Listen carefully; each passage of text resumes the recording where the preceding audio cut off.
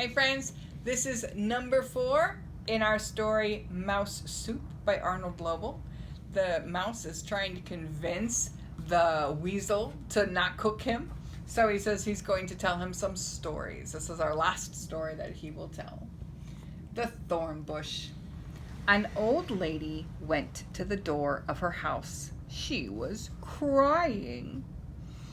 A policeman came running. "Dear lady," said the policeman, "why are you crying?" "Come in," said the old lady. "I will show you."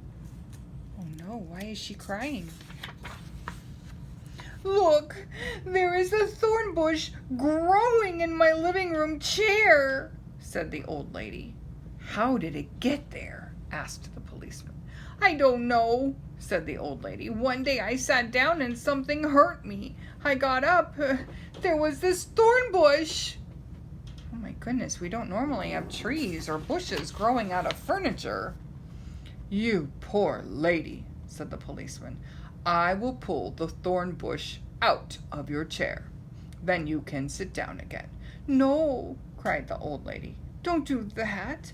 I do not want to sit down. I have been sitting down all my life. I love my thorn bush. I am crying because it is sick." "See," said the old lady. "All of the branches are falling over." She doesn't want the thorn bush to go away. She wants it to be a nice, strong, healthy bush.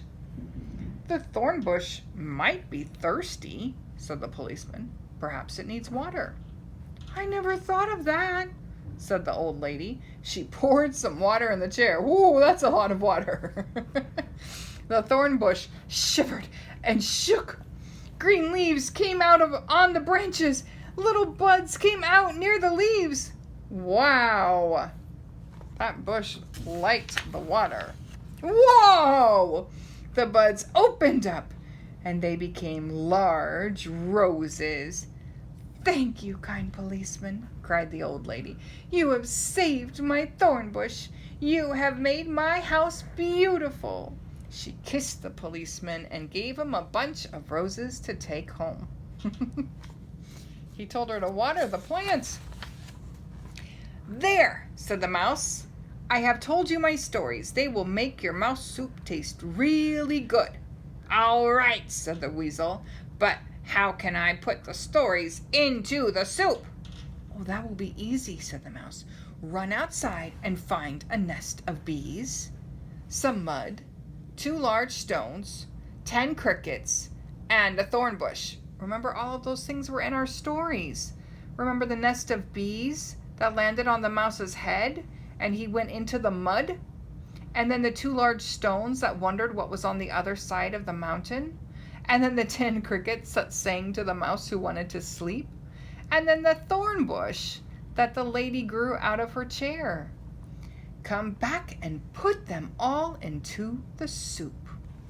Do you think that he will do that? The weasel ran outside very fast and he forgot to close the door. What's the mouse doing? The weasel found the nest of bees. He was stung many times. Ow! There's the mouse. He got out of the pot and he got out of his house. The weasel found some mud. It was wet and gooey. Ew! There's the mouse. He's watching.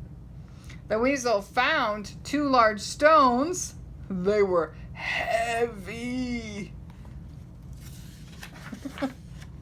The weasel found 10 crickets. He had to jump to catch them. The weasel found the thorn bush. He was, ouch, pricked, ouch, and scratched. Ooh.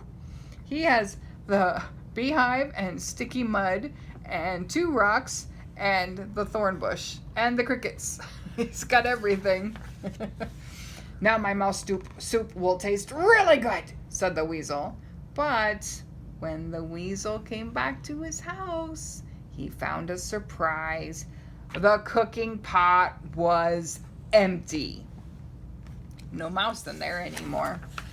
The mouse hurried home to his safe home. He lit the fire, he ate his supper, and he finished reading his book. He did not get to be part of that dinner. That's a good thing, huh? I will talk with you later. Bye.